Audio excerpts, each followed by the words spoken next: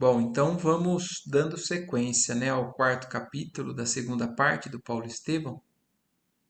Primeiros labores apostólicos, nós já estamos a quatro, né, ou cinco vezes já nesse capítulo. E ainda vai ter mais uma. Hoje nós ainda não vamos terminar, mas na próxima a gente consegue acabar. Mas a gente estava naquele trecho em que Paulo e Barnabé saíram, né, de Perge e resolveram ir para Antioquia da Psídia.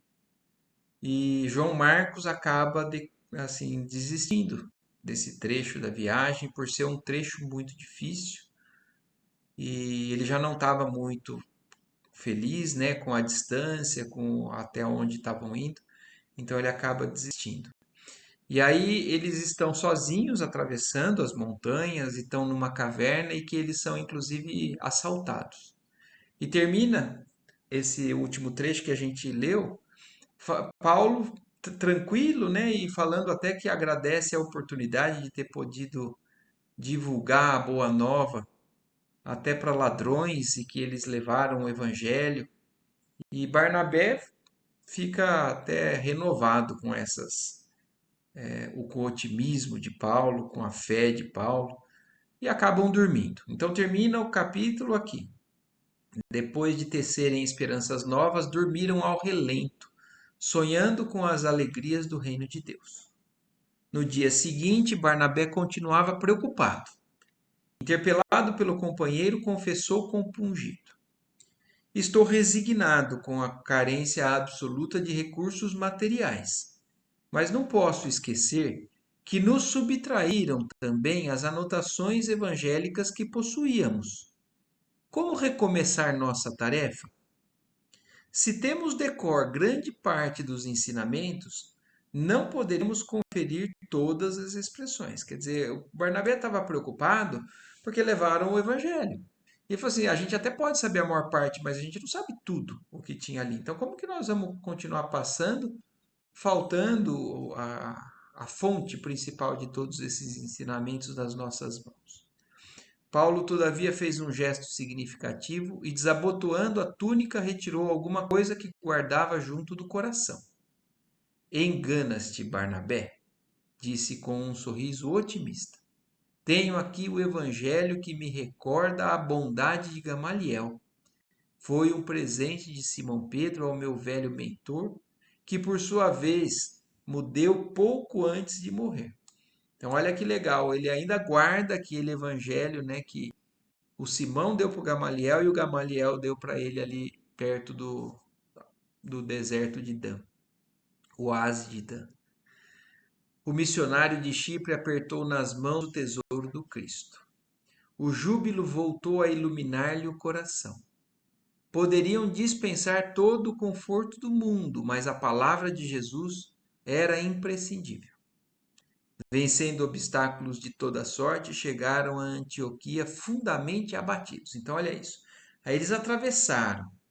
Vale a pena até quem tiver interesse, não sei se vocês viram, aquele trecho que eu procurei, dei uma procurada no Google Earth, no Google Maps também dá para ver. Esse trecho de Perge até a Antioquia de Psídia é muito longo, é muito montanhoso, tem muitas dificuldades naturais. E é depois desse trajeto aí que eles chegam lá em Antioquia realmente abatidos pelo corpo, né, o organismo deles. Paulo, principalmente, a determinados momentos da noite, sentia-se cansado e febril. Barnabé tinha frequentes acessos de tosse. O primeiro contato com a natureza hostil acarretara aos dois mensageiros do Evangelho fortes desequilíbrios orgânicos. Não obstante a precária saúde, o tecelão de Tarso procurou informar-se logo na manhã de chegada sobre as tendas de artefatos de couro existentes na cidade. Então, apesar do cansaço, da debilidade orgânica, Paulo, né, já vai atrás de saber como é que estão os locais onde ele poderia trabalhar. A Antioquia de Psídia contava grande número de israelitas. Seu movimento comercial era mais que regular. As vias públicas ostentavam lojas bem sortidas e pequenas indústrias variadas. Confiando na providência divina, alugaram um quarto muito simples. E enquanto Barnabé repousava da fadiga extrema, Paulo procurou uma das tendas indicadas por um negociante de frutas. Um judeu de bom aspecto, cercado de 3 auxiliares, entre numerosas prateleiras com sandálias, tapetes e outras utilidades numerosas, atinentes à sua profissão, dirigia a extensa banca de serviço. Ciente do seu nome, dado o interesse da sua indagação junto ao comerciante referido, o ex-doutor de Jerusalém chamou pelo senhor Ibraim, sendo atendido com enorme curiosidade. Então, o Paulo estava bem informado, né? Já foi procurar direto esse senhor Ibraim, que era o dono do estabelecimento. E aí ele, né, ouvindo alguém chamar por ele, né, e que não era alguém que ele conhecia, vai atrás, né, com muita curiosidade. E aí ele fala: amigo, explicou Paulo sem rodeios, sou vosso colega de ofício e, premido por necessidades urgentes, venho solicitar-vos o imenso obséquio de admitir-me nas atividades da vossa tenda. Tenho de fazer longa viagem e, não possuindo recurso algum, apelo para a vossa generosidade, esperando favorável acolhimento. O tapeceiro contemplava-o com simpatia, mas um tanto desconfiado. Espantava-se e agradava-se, simultaneamente, da sua franqueza e desembaraço. Depois de refletir algum tempo, respondeu algo vagamente. Nosso trabalho é muito escasso, e para usar da sinceridade, não disponho de capital para remunerar a muitos empregados. Nem todos compram sandálias. Os arreamentos de tropa ficam à espera das caravanas que somente passam de tempos a tempos. Poucos tapetes vendemos. E se não fossem os tecidos de couro para tendas improvisadas, suponho que não teríamos o necessário para manter o negócio. Como vedes, não seria fácil arranjar-vos trabalho. Então, o Ibrahim ficou até comovido, sensibilizado, né? Mas ele também tinha dificuldade e ele explicou isso para o Paulo, né? E aí, ele explicando, Paulo ainda retoma a palavra dizendo, né? Entretanto, tornou o ex-rabino comovido com a sinceridade do interlocutor. Ouso insistir no pedido. Será tão só por alguns dias. Além do mais, ficaria satisfeito em trabalhar a troco de pão e teto para mim e um companheiro enfermo. Então ele ainda pede mais, né? Explicando, fala assim, na verdade, a gente não quer dinheiro. Eu ficaria muito satisfeito se pudesse trabalhar só para que pudesse ter a comida e um lugar para dormir, tanto para mim quanto para o Barnabé. O bondoso Ibrahim sensibilizou-se com aquela confissão. Depois de uma pausa longa em que o tapeceiro de Antioquia ainda hesitava entre o sim e o não, Paulo rematou. Tão grande é a minha necessidade que insisto convosco em nome de Deus. Entrai, disse o negociante, vencido pela argumentação. Embora doente, o emissário do Cristo atirou-se ao trabalho com afã. Um velho tear foi instalado apressadamente junto à banca cheia de facas, martelos e peças de couro. Paulo entrou a trabalhar, tendo um olhar amigo e uma boa palavra para cada companheiro. Longe de se impor pelos conhecimentos superiores que possuía, observava o sistema de trabalho dos auxiliares de Ibrahim e sugeria novas providências favoráveis ao serviço com bondade, sem afetação. Olha que legal, né? Como o Paulo mostra qual é o caminho até que nós também devemos seguir como cristãos e principalmente espíritas cristãos. Que a melhor maneira de se divulgar, né, a própria mensagem não é nem fazendo pregação ou falando sobre algum tema ou outro, é na atitude. E é o que ele procurou fazer, né? Ele entrou ali e trabalhava sempre procurando uma boa palavra para quem quer que precisasse, Quando ele encontrava a possibilidade de dar como se fosse uma sugestão à melhoria dos trabalhos, ele procurava fazer com bondade, sem afetação, quer dizer, sem se mostrar como superior ou sem querer impor alguma coisa, ele realmente procurava fazer aquilo com carinho, com bondade, para que não, inclusive, pudesse despertar qualquer tipo de vibração ruim para o lado dele, né? Comovido pelas suas declarações sinceras, o dono da casa mandou a refeição a Barnabé, enquanto o ex-rabino vencia galhardamente as primeiras dificuldades, experimentando o júbilo de um grande triunfo. Então, até isso, olha que legal. Já através da simpatia do Paulo, já mandou uma refeição para Barnabé, que ainda estava ali, né, no local onde eles ficavam. Naquela noite, junto do companheiro de lutas, elevou a Jesus a prece do mais entranhado agradecimento. Ambos comentaram a nova situação. Tudo ia bem, mas era necessário pensar no dinheiro indispensável com que atender ao aluguel do quarto. Então, apesar dele ter pedido, né, pro Ibrahim só comida e o teto inclui essa questão de conseguir pagar o local onde eles estavam ali se hospedando. Edificado na exemplificação do amigo, agora era Barnabé que procurava confortá-lo.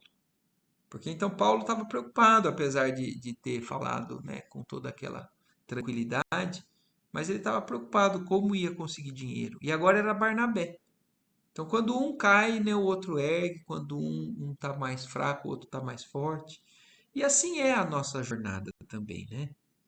E aí, então, Barnabé, ouvindo ele fazer aquela oração em agradecimento, mas com essa preocupação, fala: não importa, Jesus levará em conta a nossa boa vontade, não nos deixará ao desamparo.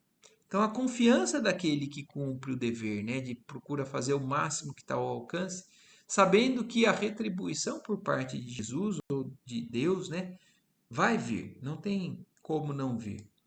No dia seguinte, quando Paulo regressou à oficina, teve de esperar o companheiro com alguma ansiedade. O mensageiro de Ibrahim que levara a refeição de Barnabé não o havia encontrado. Então, olha isso. Aí no dia seguinte, depois do trabalho, Paulo voltou e aí não encontrou o companheiro que também não foi encontrado pelo mensageiro de Ibrahim que ia levar a refeição para ele. Após alguma inquietação, o ex-rabino abriu-lhe a porta com inexcedível surpresa. Então aí chega Barnabé, né? Então, e Paulo estava inquieto, ansioso, sabendo onde será que Barnabé foi. E aí quando Barnabé chega, ele feliz abre a porta, né? E com surpresa, e aí para ver o que estava acontecendo. O discípulo de Pedro parecia extremamente abatido, mas profunda alegria lhe transbordava do olhar. Explicou que também ele conseguira trabalho remunerador. Olha que legal. Aí Barnabé também vai atrás, né, de algum trabalho, consegue. Empregara-se com um oleiro necessitado de operários para aproveitar o bom tempo. Abraçaram-se comovidos. Se houvessem alcançado o domínio do mundo com a fortuna fácil, não experimentariam tanto júbilo. Olha que legal isso, né? Falando a felicidade que eles estavam por ter conseguido um trabalho para pagar somente o local onde eles dormiam e a refeição. Olha como é a comparação que eles fazem. Se eles tivessem conquistado todo o domínio do mundo com uma fortuna fácil, eles talvez não tivessem tão felizes como eles estavam naquele momento. Pequena fração de serviço honesto lhes bastava ao coração iluminado por Jesus Cristo. O primeiro sábado de permanência em Antioquia, no primeiro sábado, né, de permanência em Antioquia, os arautos do evangelho dirigiram-se à sinagoga local. Então, eles simplesmente trabalharam na primeira semana e no sábado, que é o dia de ir na sinagoga, aí eles foram na sinagoga local. Ibraim, satisfeitíssimo com a cooperação do novo empregado, dera-lhe 2 túnicas usadas, que Paulo e Barnabé envergaram com alegria. Como eles tinham sido roubados, né, eles não tinham a túnica, que era a túnica que na época, inclusive, identificavam que eles eram alguém que não tinham alguma procedência, né? E eles estavam sem, e o Ibraim deu para eles 2 túnicas velhas, que foi o que eles usaram para ir na sinagoga. Toda a população temente a Deus comprimia-se no recinto. Sentaram-se os dois no local reservado aos visitantes ou desconhecidos. Terminado o estudo e comentários da lei e dos profetas, o diretor dos serviços religiosos perguntou-lhes em voz alta se desejariam dizer algumas palavras aos presentes. A gente vê que isso é um hábito da época, né? Das próprias sinagogas e talvez até hoje, que eles fazem o que tem que fazer, mas pergunta se alguém mais tem algo a dizer. E no caso, eles fizeram inclusive um convite expresso a eles, que eram os visitantes, né? Desconhecidos para a maioria ali. E aí, né, quem que não vai aproveitar a oportunidade, né, no que eles estavam ali propostos a fazer? De pronto, Paulo levantou-se e aceitou o convite. Dirigiu-se à modesta tribuna em atitude nobre e começou a discorrer sobre a lei, tomado de eloquência sublime. O auditório, não afeito a raciocínios tão altos, seguia-lhe a palavra fluente como se houvera encontrado um profeta autêntico, a espalhar maravilhas. Olha isso, e Paulo, né, como era um profundo conhecedor da lei, e não à toa, né, na posição em que ele se encontrava, na época em que ele teve o encontro com Jesus, mas ele era alguém notável, era alguém que falava muito bem, que conquistava. E um desconhecido para eles, a hora que começou a falar, todo mundo ficou encantado. Os israelitas não cabiam em si de contentes. Quem era aquele homem de quem se poderia orgulhar o próprio templo de Jerusalém? Em dado momento, contudo, as palavras do orador passaram a ser quase incompreensíveis para todos. Então, se primeiro ele conquistou e fascinou, chegando a falar assim, ó, nossa, esse é digno do templo principal, né, do templo de Jerusalém. Mas aí Paulo, é claro que sempre preparando o terreno, agora nesse determinado ponto ele já começa a falar do Cristo. E isso começa a ser incompreensível para eles, né? Seu verbo sublime anunciava um Messias que já viera ao mundo. Alguns judeus aguçaram os ouvidos.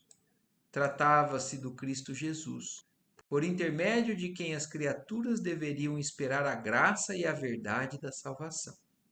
O ex-doutor observou que numerosas fisionomias mostravam-se contrariadas, mas a maioria escutava-o com indefinível vibração de simpatia. A relação dos feitos de Jesus, sua exemplificação divina, a morte na cruz, arrancavam lágrimas do auditório. O próprio chefe da sinagoga estava profundamente surpreendido. Terminada a longa oração, o novo missionário foi abraçado por grande número de assistentes. Ibraim, que acabava de conhecê-lo sob novo aspecto, cumprimentou-o radiante. Eustáquio, o oleiro que dera trabalho a Barnabé, aproximou-se para as saudações altamente sensibilizado. Os descontentes, no entanto, não faltaram. Quer dizer, existiram também, como na maioria das vezes, ou na grande maioria das vezes, né? Os que não entenderam, os que não aceitaram as palavras ali, né, as mensagens que eles falaram. Mas é que no caso, eram a grande minoria ali. A maioria foi parabenizar, foi envolver, foi querer cumprimentar Paulo. Mas os descontentes estavam também ali. O êxito de Paulo contrariou o espírito fariseu da Assembleia. E no dia imediato, Antioquia de Psídia estava empolgada pelo assunto. Então aí virou comentário geral na nova cidade onde eles estavam, né? A tenda de Ebraim e a olaria de Eustáquio foram locais de grandes discussões e entendimentos. Paulo falou então das curas que se poderiam fazer em nome do Mestre. Então aí eles começaram a conversar sobre o assunto e aí virou ponto, né, de atenção principal o local onde eles trabalhavam. Então as pessoas que se interessaram iam buscar. E os próprios que trabalhavam ali com ele acabavam aí perguntando mais, aproveitando a oportunidade. Aí Paulo começou a falar das curas também que se faziam, tanto do mestre quanto os que seguiam, com a intenção, né, de se ligar ou de pedir o auxílio do mestre em nome de Jesus, fazer também aquelas curas. Uma velha tia do seu patrão foi curada de enfermidade pertinaz, com a simples imposição das mãos e as preces ao Cristo. 2 filhinhos do oleiro restabeleceram-se com a intervenção de Barnabé. Os 2 emissários do evangelho ganharam logo muito conceito. A gente simples vinha solicitar-lhe orações, cópias dos ensinos de Jesus, enquanto muitos enfermos se restabeleciam. Se o bem estava crescendo, a animosidade contra eles também crescia. Então, eles conquistaram, muita gente fizeram também os seus supostos milagres, né? E da mesma maneira, então, que os simpatizantes aumentavam em número e em consideração até por eles, as forças contrárias também, né? Como isso acontece e aconteceu em toda a trajetória da vida de Paulo. Então, por parte dos mais altamente colocados da cidade, iniciou-se o movimento contrário ao Cristo. Não obstante a continuidade das pregações de Paulo, aumentava entre os israelitas poderosos a perseguição, o apodo e a ironia. Os mensageiros da Boa Nova, entretanto, não desanimaram. É claro, né? Já não é novidade para eles. Eu só fico impressionado de imaginar, porque assim, chega uma hora que a gente quer tranquilidade, né? E eles não, eles estavam dispostos, e assim, é a realidade. Por que que eles iriam de uma hora para outra passar a não ter mais esse tipo de resistência, se a mentalidade dos hebreus, dos israelitas, era a mesma? Existiam os que estavam receptivos, prontos para a compreensão, para a mudança, mas a grande maioria não era receptiva, estava ainda apegada, né, enraizada ao orgulho e uma série de coisas. Então eles não desanimaram, apesar das perseguições e ironias. Confortados pelos mais sinceros, fundaram a igreja na casa de Ibraim. Quando tudo ia bem, eis que o ex-rabino, ainda em consequência das vicissitudes experimentadas na travessia dos pântanos da Panfídia, cai gravemente enfermo, preocupando a todos os irmãos. Então, olha o que acontece, né? Foi uma consequência do desgaste do próprio corpo de Paulo. Então, apesar dele já estar trabalhando, comendo, descansando, ele teve as consequências que chegaram um pouco mais tarde, do tempo que eles atravessaram ali nos pântanos da Panfilha. Aí ele caiu com uma doença aí relativamente preocupante. Durante um mês, olha isso, um mês, esteve sob a influência maligna de uma febre devoradora. Então, algum problema, alguma coisa ele pegou nesses pântanos e ficou por um mês. Aí a gente começa a tomar uma certa noção do tempo que levaram essas viagens, né? O tempo de deslocamento, o tempo que eles ficavam em cada uma desses locais.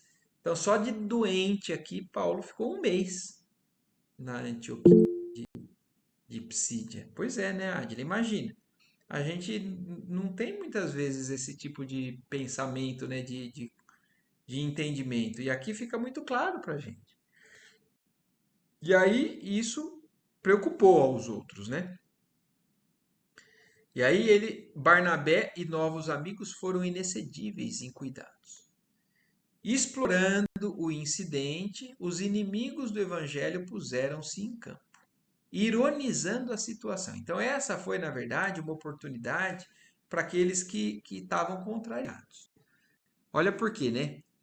Havia mais de 3 meses que os dois anunciavam o novo reino, reformavam as noções religiosas do povo, curavam as moléstias mais pertinazes. Por que motivo o poderoso pregador não se curava a si mesmo? Então aí eles encontraram uma possível contrariedade, né? Fala, fala, fala, diz um monte de coisa, parece que está curando, mas talvez tenha alguma coisa estranha, porque ele mesmo pegou um problema, está com uma doença e ele não se cura.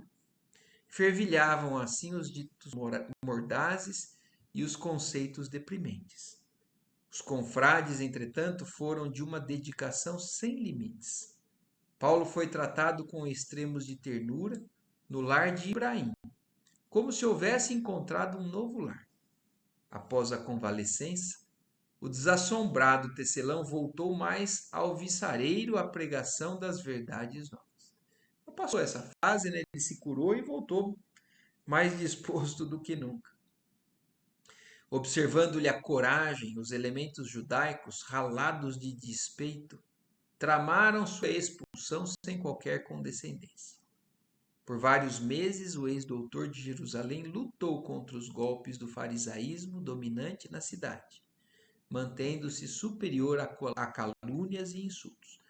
Então, quando tudo prejudicava ou se voltava contra ele, né, durante vários meses, como falou aqui, ele enfrentou, né, esses golpes aí desses contrariados, mas sempre se mantendo acima de todas essas coisas. Mas quando revelava seu poder de resolução e firmeza de ânimo, eis que os israelitas descontentes ameaçam Ibraim e Eustáquio com a supressão de regalias e banimento. Então aí foi que pegaram num ponto em que Paulo realmente não gostaria de deixar que acontecesse. Por preocupação, né? Por carinho aos dois que acolheram eles. Porque os israelitas aí agora pegaram nesse sentido. Assim, nós vamos tirar as regalias que eles têm e vamos bani-los. Os dois que estão acolhendo esses que são para eles, né, o problema. Os dois antigos habitantes de Antioquia de Psídia eram acusados como partidários da revolução e da desordem. Altamente comovidos, receberam a notificação de que somente a retirada de Paulo e Barnabé poderia salvá-los do cárcere e da flagelação.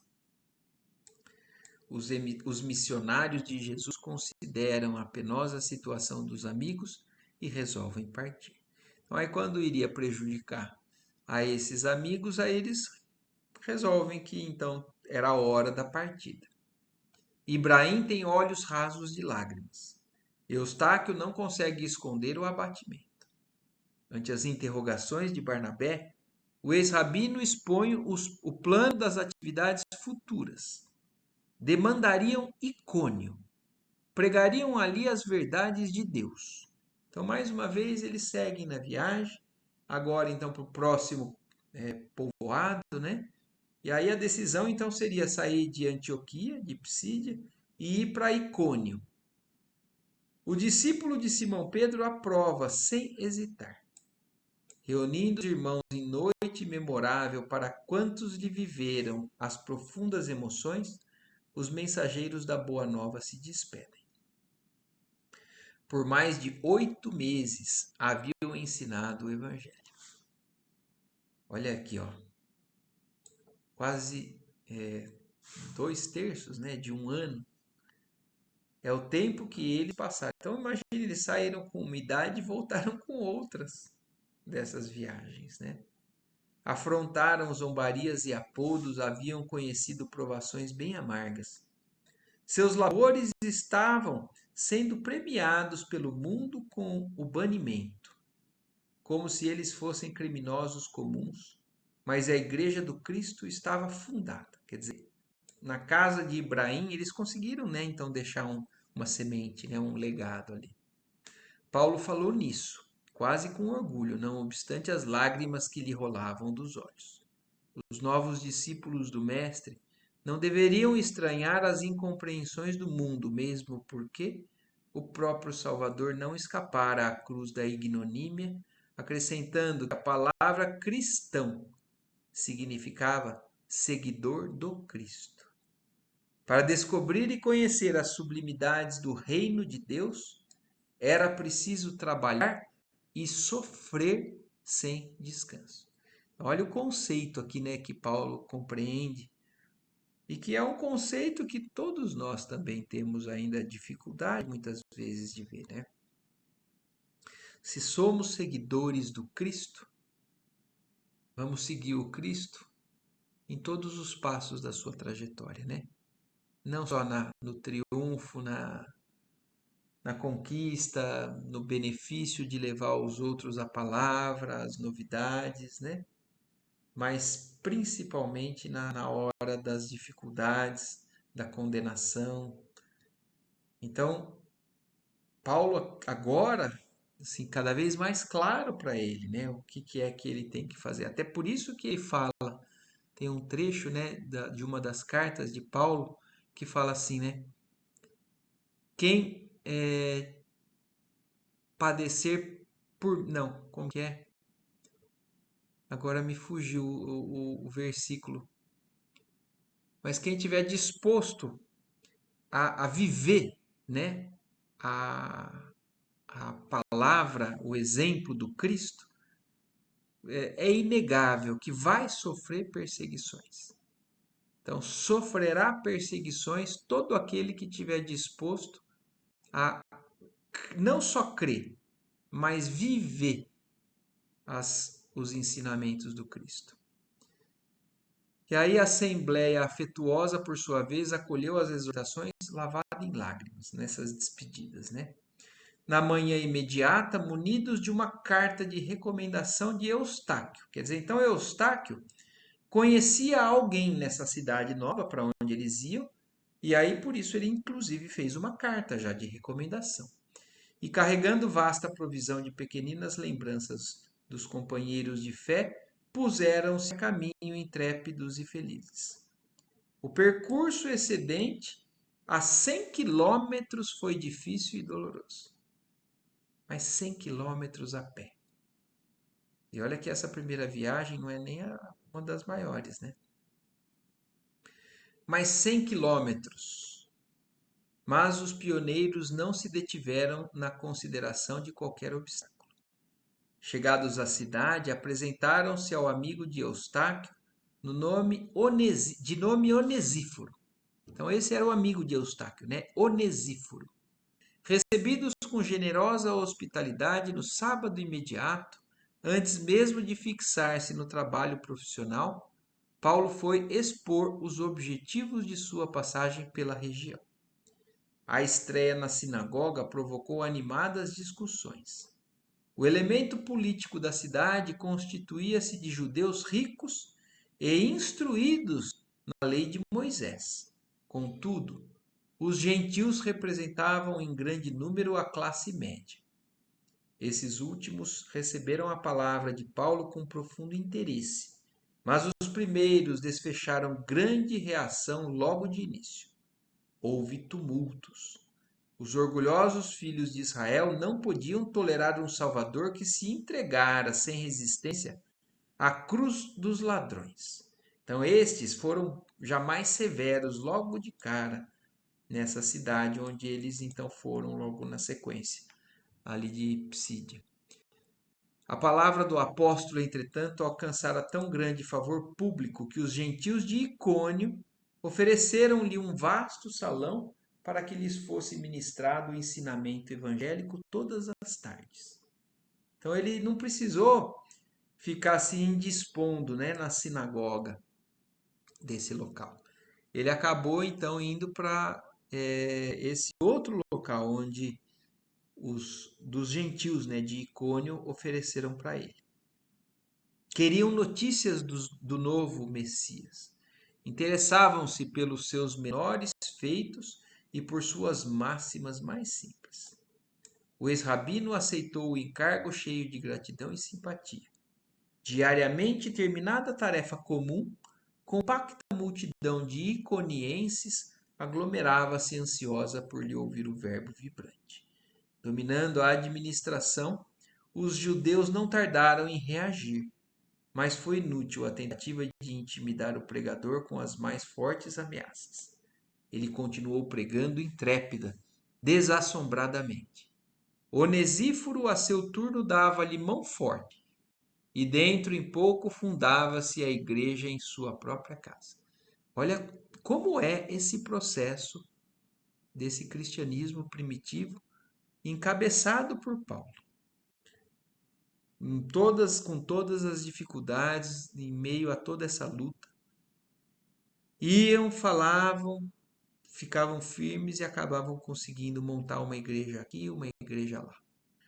Então, foi lá em Neopafos, a primeira das viagens, em Antioquia de Psídia, na casa de Ibraim, agora aqui na casa de Onesíforo, e assim sucessivamente.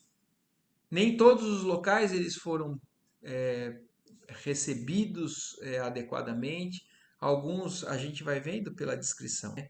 Em alguns locais eles eram mais bem acolhidos, outros menos, outros a gente vai ver daqui para frente, né? A quantidade de intercorrências que eles tiveram em todas essas viagens, né? Mas seguiam.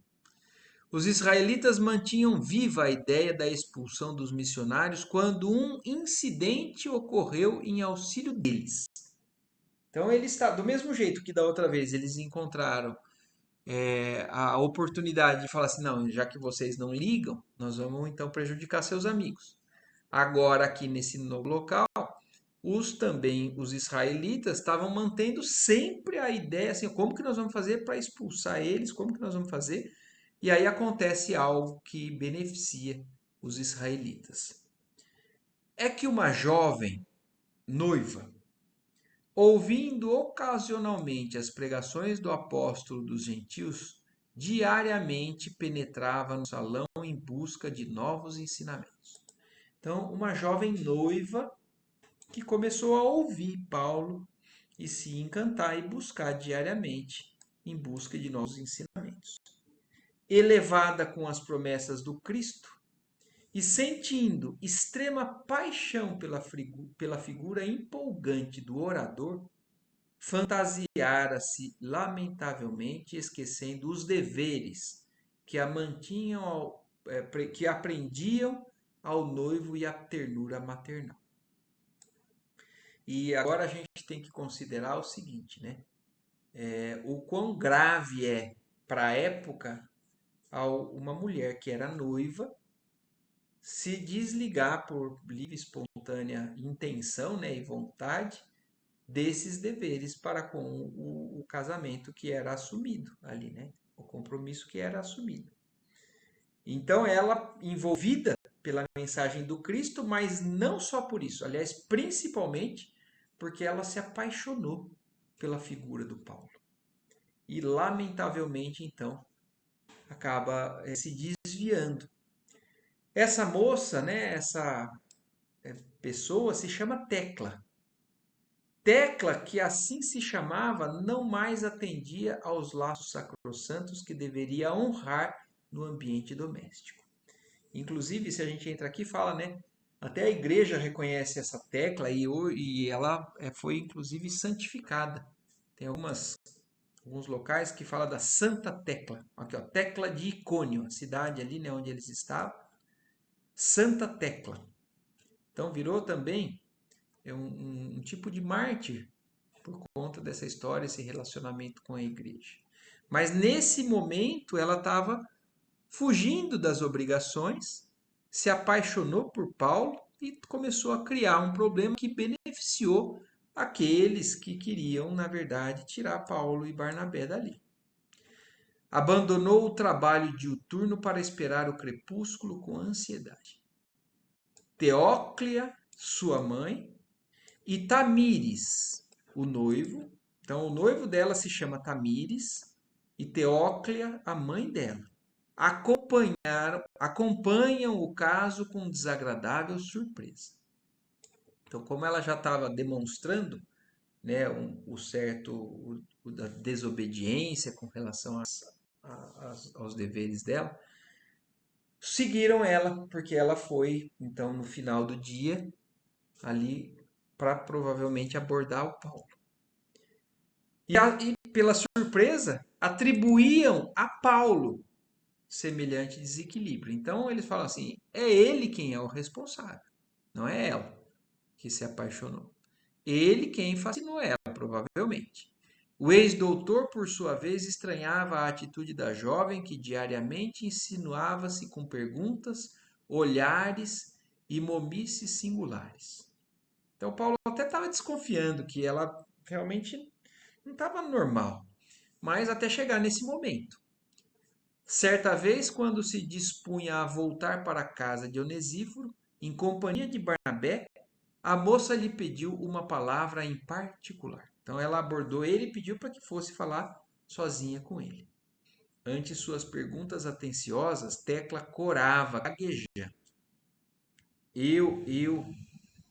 Dize, filha, murmurou o apóstolo, um tanto preocupado. Deves considerar-te em presença de um pai. Achando então que ela estava com algum problema para expor, e aí ele encoraja ela: não, pode falar, não tem problema, me considere como um pai, que eu vou estar aqui para te ouvir. Senhor, conseguiu dizer ofegante, não sei por quê, tenho recebido grande impressão com a vossa palavra.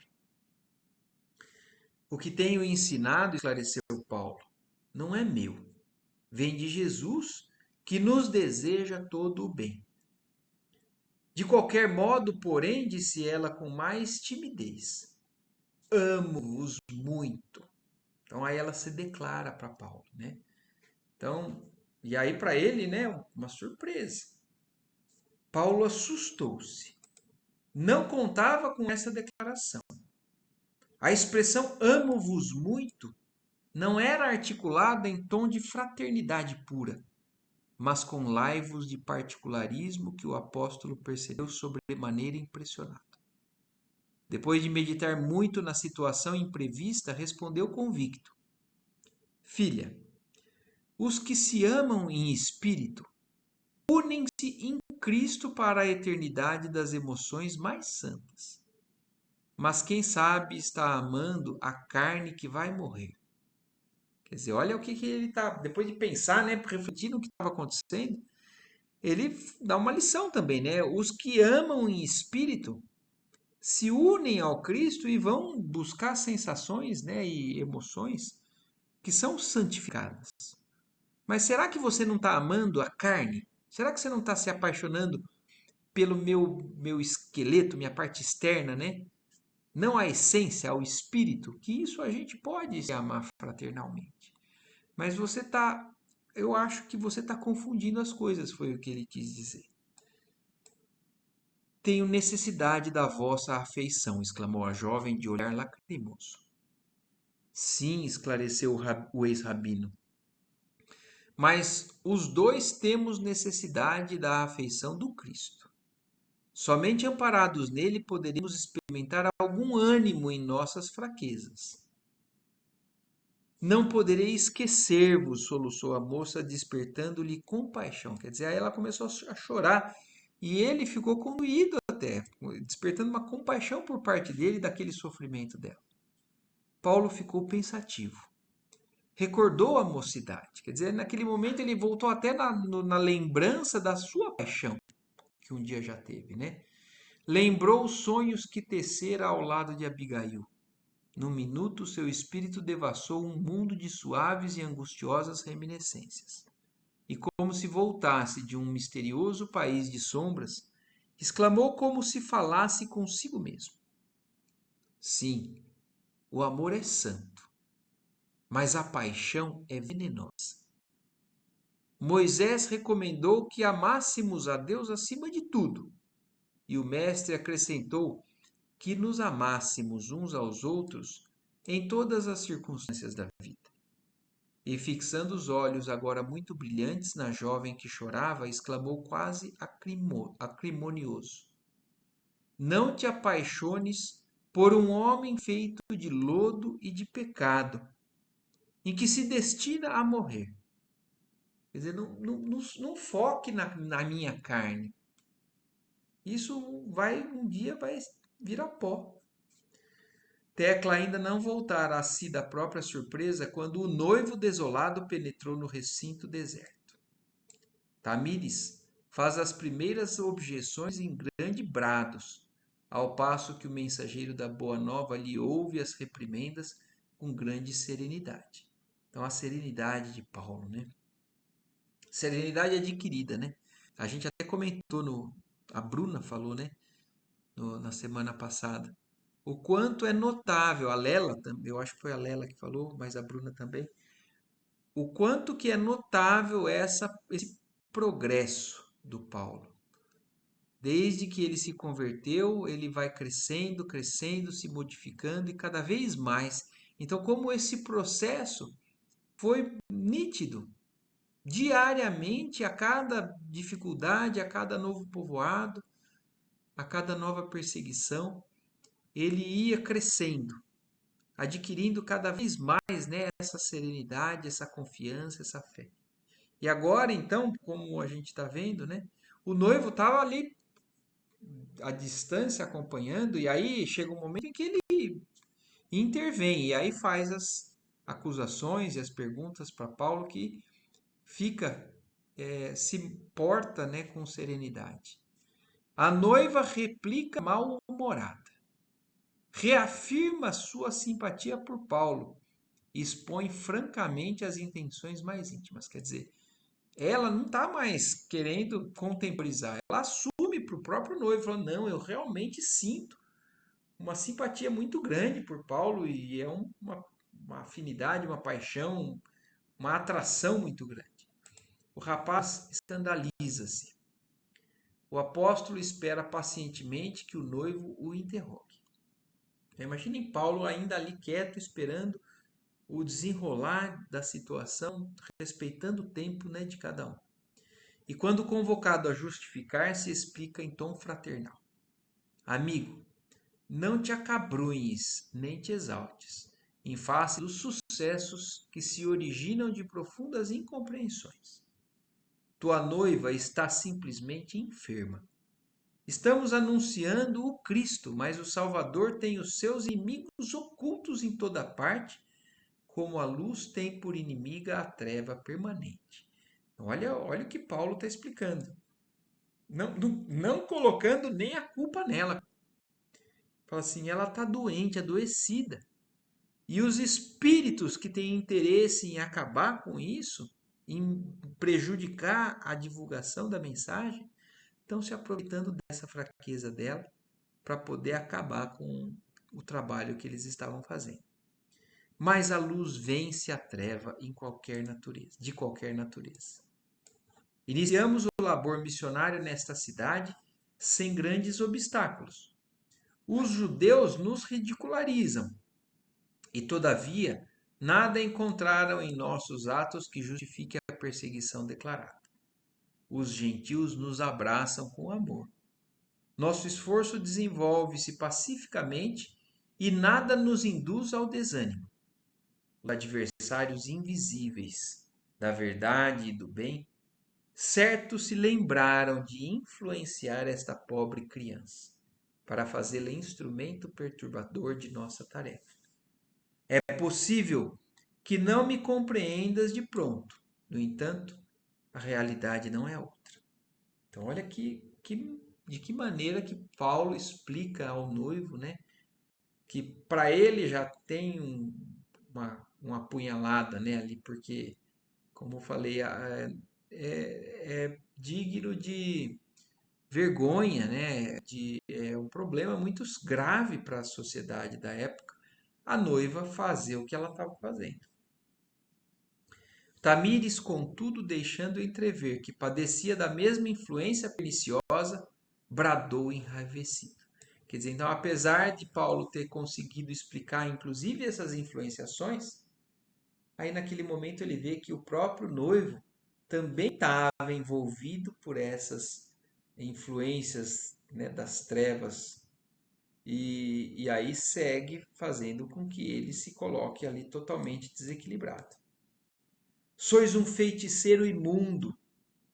Esta é que é a verdade. Mistificador do povo simplório e rude. Não passais de reles, sedutor de moças impressionáveis. Insultais uma viúva e um homem honesto, qual sou, insinuando-vos no espírito frágil de uma órfã de pai. Espumava de cólera.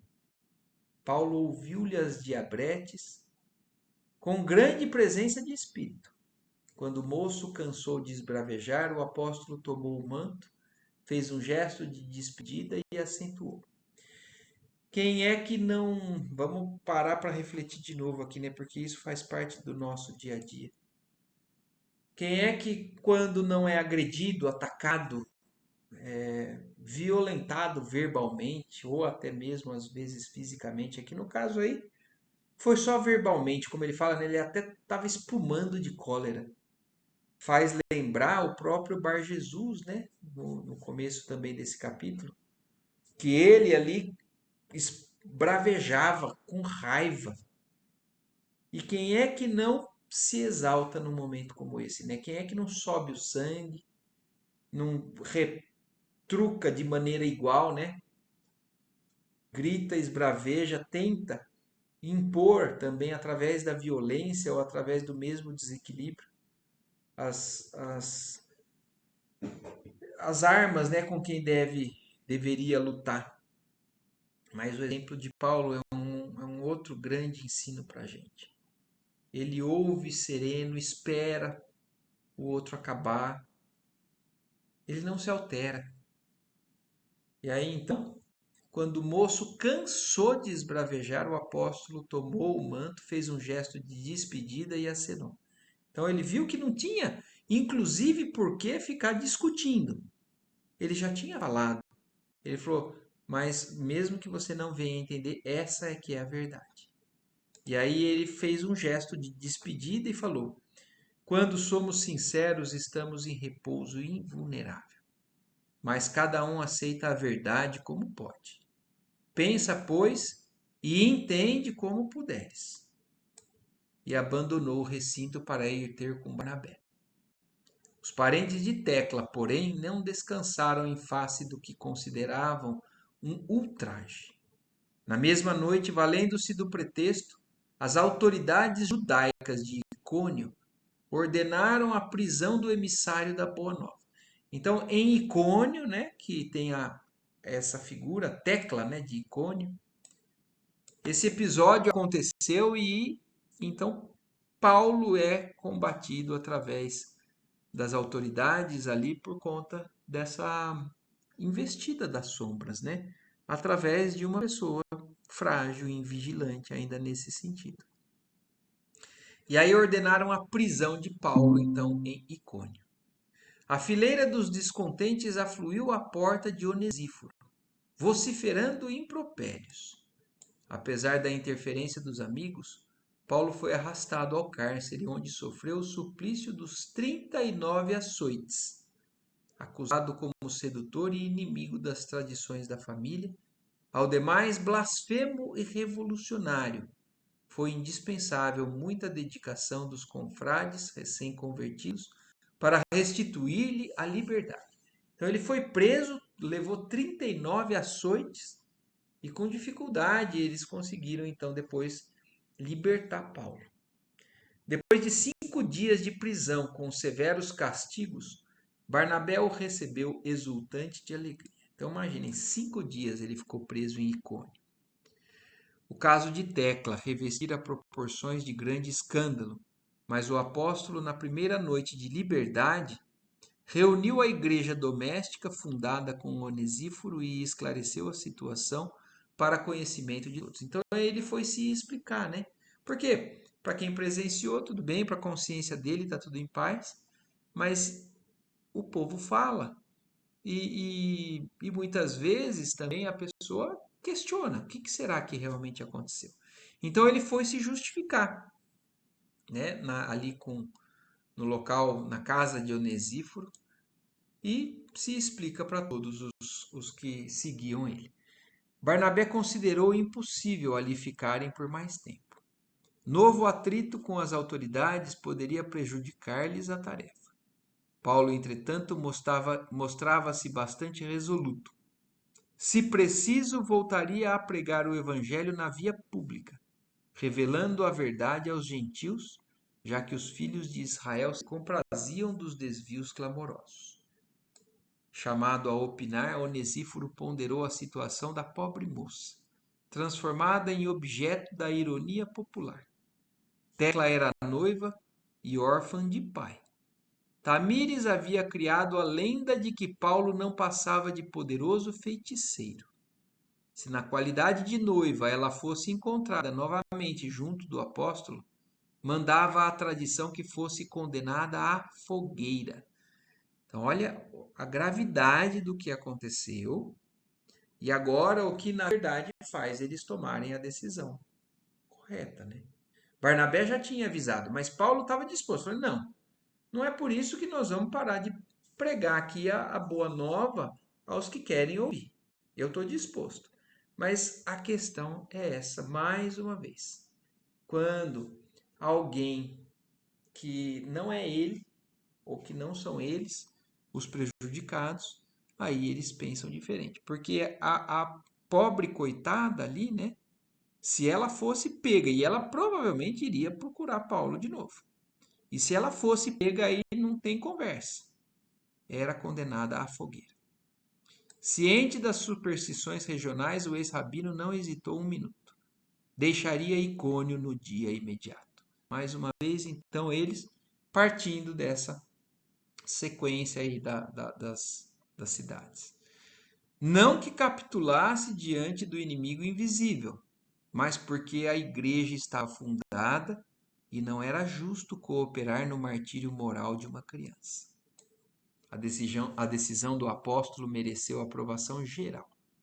Assentaram-se as bases para a continuação do aprendizado evangélico. Onesíforo e os demais irmãos assumiram o compromisso de velar pelas sementes recebidas como dádiva celestial. Então ele partiu por esses dois motivos. Primeiro, porque realmente eles já tinham fundado a igreja na casa de Onesíforo e eles tinham um compromisso já assumido também de continuar, de dar continuidade.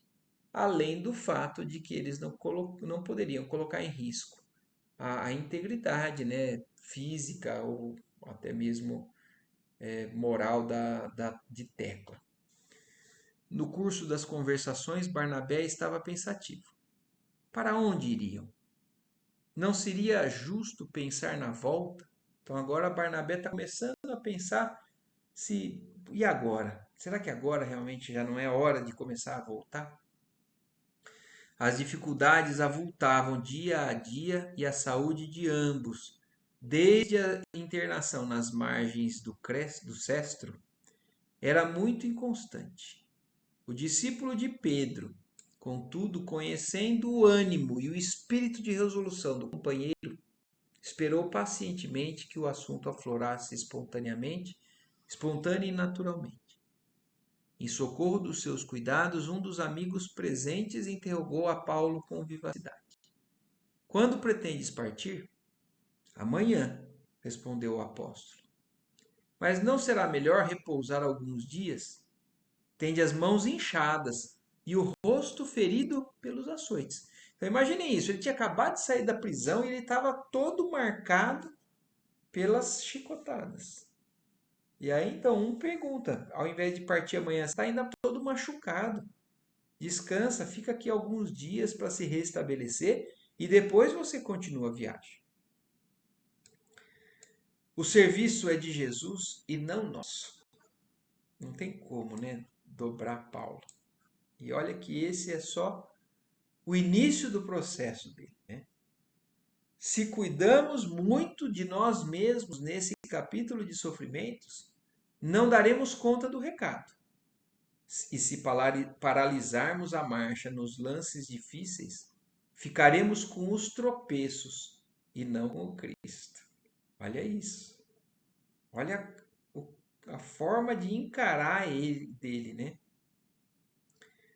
Se cuidamos de nós mesmos, no capítulo de sofrimento, não daremos contas do recado. Quer dizer, se a gente ficar preocupado com a gente, não vai ter conversa, não vamos fazer nada.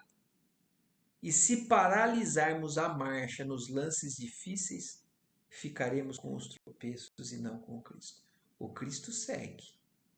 E quem enrosca está parando com o tropeço e não com o Cristo. Porque pode falar, eu vou ficar por aqui, mas eu estou com o Cristo. Não, com o Cristo seria seguir. Seus argumentos pitorescos e concludentes espalhavam uma atmosfera de bom humor. Voltareis a Antioquia? Perguntou Onesíforo com atenção. Barnabé aguçou os ouvidos para conhecer detalhadamente a resposta, enquanto o companheiro retrucava. Olhem a postura também de Barnabé para a gente entender a situação. Barnabé já nem mais dava palpite. Ele queria só ouvir qual era a opinião de Paulo, ver o que ele estava decidindo, porque o que ele decidisse estava decidido. E aí, então, Paulo responde, né? Certo que não. Antioquia já recebeu a boa nova da redenção. E a Licaônia? Olhando agora para o ex-levita de Chipre, como a solicitar a sua aprovação, acentuava. Marcharemos para a frente. Não estás de acordo, Barnabé? Então, olha isso, né? Como realmente o Paulo estava determinando, mas sempre pedindo aprovação ao mesmo tempo. Mas Barnabé já estava passando pela cabeça se já não era a hora de voltar. E nem dá o palpite dele. Quando Paulo fala que não vai voltar para Antioquia e pretende ir para essa Licaônia. E aí pergunta pela aprovação de Barnabé. Os povos da região precisam do Evangelho. Se estamos tão satisfeitos com as notícias do Cristo, por que negá-las aos que necessitam do batismo da verdade e da nova fé? O companheiro fez um sinal afirmativo e concordou resignado. Sem dúvidas, sem dúvida, iremos para frente. Jesus nos auxiliará. E aqui então, hoje por hoje, eu acho que já está bom também, né? Nós no